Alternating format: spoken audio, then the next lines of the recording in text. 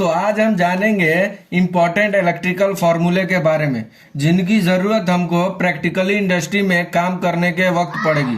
देखिए, चाहे आप आईटीआई का कोर्स करें या डिप्लोमा का कोर्स करें या इंजीनियरिंग का कोर्स करें, इन सारे कोर्सेज में हमें बहुत सारे इलेक्ट्रिकल फार्मूले पढ़ने पड़ते हैं। बहुत सारे प्रैक्टिकल ऐसे भी होते हैं जिनमें हमको न्यूमेरिकल के साथ भी करना पड़ता है, लेकिन इनमें से कौन से ऐसे फॉर्मूले होते हैं जिनकी प्रैक्टिकली वर्किंग के वक्त भी पढ़ने वाली है, ये आज बताऊंगा इस वीडियो के जरिए से। तो चलिए वीडियो स्टार्ट करते हैं। बिना कि हम लोग को पता ही है कि हमारे इलेक्ट्रिकल में दो सिस्टम होते हैं, एक हमारा होता है डीसी और एक हमारा होता है एसी। एसी में भी हमारा दो होता है, एक हमारा होता है सिंगल फेस और एक हमारा होता है हम इधर ये हमारा हो जाता है डीसी का, इधर मैं लिख देता हूँ सिंगल फेस एसी, इधर ये हमारा हो जाता है थ्री फेस एसी का। ठीक है, तो सबसे पहले आप लोग को एक चीज याद करने की जरूरत है, ये P equal to V into I. ये हम लोग को इंडस्ट्री में या हम काम जहाँ करते हैं उसमें हम लोग की ये फॉर्मूले की बहुत ज़्यादा ही ज़रूरत पड़ने वाली है। ठीक है, इसी फॉर्मूले के थ्रू हम लोग देखेंगे सिंगल फेस का भी निकालेंगे और थ्री फेस का भी निकालेंगे। ठीक है, ये P का जो मतलब होता है, ये P का मतलब होता है पावर। ठीक है, कंफ्यूज मत होइएगा। अभी यही हमारा फॉर्मूला क्या होएगा, ये P equal to V into I. अब एसी में हमारा क्या एक चीज और बढ़ जाता है दोस्तों, तो ये हमारा एक चीज बढ़ जाता है पावर फैक्टर। ठीक है, जब भी हमारा एसी सप्लाई की बात हो तो उसमें पावर फैक्टर इंक्लूड हो जाता है। आप लोग कंफ्यूज मत होइएगा। ठीक है, फिर इधर भी हम लोग सेम लिखते हैं, यही फॉर्मूले के थ्रू हम लोग तीनों को सॉल्व करते चलेंगे। तो ये जो हमारा थ्री फेज का आ जाता है, तो ये हमारा V इंटू आई, और हम लोग को पता ही है कि जो भी हमारी एसी सप्लाई है उसमें पावर फैक्टर मल्टीप्लाई होगा ही होगा, कॉस थीटा या पावर लिख लीजिए। लेकिन थ्री फेस में एक चीज और इंक्लूड हो जाती है, वो जब भी हमारी थ्री फेस की बात हो तो हमको √3 भी उसमें इंक्लूड करना है। ठीक है, हमेशा √3 को भी उसमें मल्टीप्लाई करना है। अगर आपको पावर की जरूरत है, पावर आप कैलकुलेट कर रहे हैं, तो आप लोग वोल्टेज, करंट, पावर फैक्टर और √3 ये सब चीजों को मल्टीप्लाई कर देंगे तो ये जो हमारी आ जाती है वो हमारी आ जाती है पावर। आप √3 नहीं लिख के आप √3 का वैल्यू भी लिख सकते हैं। √3 की वैल्यू होती है 1.732। ठीक है, कंफ्यूज मत होइएगा। अभी देखिए दोस्त, जब भी हम लोग, ये तो हमारा पावर निकल गया, अब भी हम लोग को इसमें अगर किलोवाट निकालना हो तो क्या करेंगे, ये पावर को आप लोग कैलकुलेट कर देंगे, तीनों चीज को, सिंगल फेज में वोल्टेज, करंट और पावर फैक्टर, तो ये हमारा पावर निकल जाता है। लेकिन अगर हम लोग को इस पावर को किलोवाट में कन्वर्ट करना है तो उसके लिए हम लोग को क्या करना पड़ेगा, जो भी हमारी आएगी वैल्यू उसको 1000 से भाग दे दीजिएगा तो वो हमारा किलोवाट में आ जाएगा। ठीक है, ऐसे ही अगर हम लोग को एचपी में निकालना हो तो उसके लिए हम लोग क्या करेंगे, अगर ये थ्री फेज की है या सिंगल फेज की है तो कुछ नहीं, जो भी ये हमारी आएगी उसको 746 से भाग दे देंगे तो ये हमारी हो जाती है एचपी। ठीक है, तो हम लोगों ने तो देख लिया कि हम लोग अभी क्या निकाल दिए, पावर निकाल लिए, किलोवाट निकाल लिए और एचपी निकालना हम लोग सीख लिए।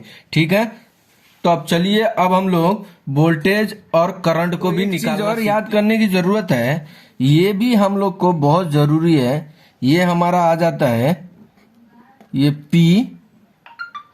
ठीक है, सॉरी, इधर मैं लिख देता हूं अच्छे से, ये P divided by V into I. आप लोग इस प्रकार से अगर ये तीनों चीज आप समझ गए तो आप लोग को सारे फॉर्मूले करने में बहुत ही आसान होगा। ठीक है, अभी हम लोग को वोल्टेज निकालना हो तो देखो फ्रेंड्स, हम लोग इस वोल्टेज पे ऐसा मार्क कर देंगे। ठीक है, तो वोल्टेज को इधर हम लोग लिख दिए, तो ये जो हमारी ऊपर कौन क्या बच जाती है, हमारी P बच जाती है, मतलब पावर हो जाती है। और नीचे क्या है, तो ये हमारा करंट है। ठीक है, तो ये हमारे डीसी में अगर हम लोग को वोल्टेज निकालना हो तो हम लोग को V equal to P divided by current करना पड़ेगा।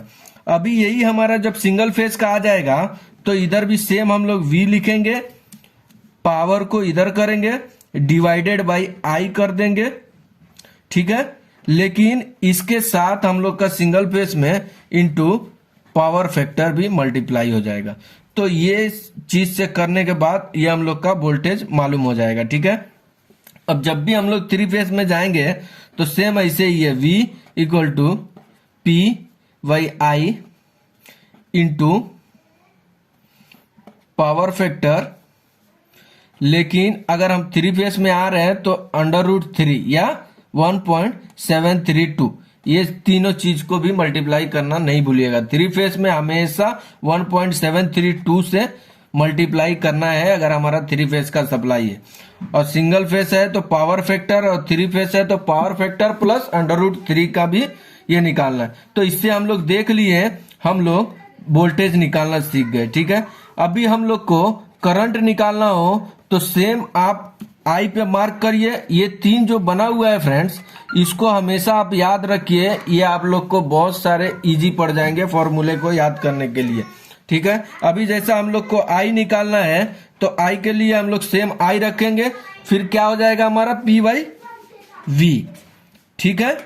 ये हमारा P बाई V हो जाएगा। सेम ऐसे सिंगल फेज में आई इधर हो गया, same P by V into cos theta. Cos theta मतलब पावर फैक्टर है, कंफ्यूज मत होइएगा, ठीक है। सेम ऐसे ही हम लोग थ्री फेज में अगर निकालेंगे तो सेम इसको कर देंगे, फिर P V into power factor into 1.732, ठीक है दोस्त। तो इस तरह से हम लोगों ने देख लिया कि हमारे इलेक्ट्रिकल फॉर्मूले को कैसे अपने मेमोरी में सिंपल तरीके से याद करना है। ये सब आज हम इस वीडियो में देखें। दोस्त आप लोग को ये वाला चीज हमेशा याद रखना है, तो इससे आप लोग को ये जो सारे फॉर्मूले हैं उसको याद करने में कोई कंफ्यूजन नहीं होगी। सिर्फ हम लोग को ये पता होना चाहिए कि जब भी हम सिंगल फेज की बात करें एसी में, तो उसमें एसी, जब भी हम एसी सप्लाई की बात करेंगे तो उसमें हमारा पावर फैक्टर मल्टीप्लाई हो जाएगा, ठीक है। तो ऐसे हम लोगों ने देखा, ठीक है। जब भी आप लोग पावर निकाल लिए, अगर उसको किलोवाट में कन्वर्ट करना है तो आप 1000 से भाग दे दीजिए, वो किलोवाट हो जाएगा, ठीक है। जब भी आप लोग को पावर से एचपी में कन्वर्ट करना है तो उसको 746 से भाग दे दीजिए, वो हमारा एचपी कन्वर्ट हो जाएगा, ठीक है। तो आप लोगों ने देख लिया कि हमने कैसे इतने इजी तरीके से इलेक्ट्रिकल फॉर्मूले को देखा, ठीक है दोस्त। अगर वीडियो अच्छी लगी तो लाइक करें और चैनल पे नए हैं तो सब्सक्राइब करें। Thank you.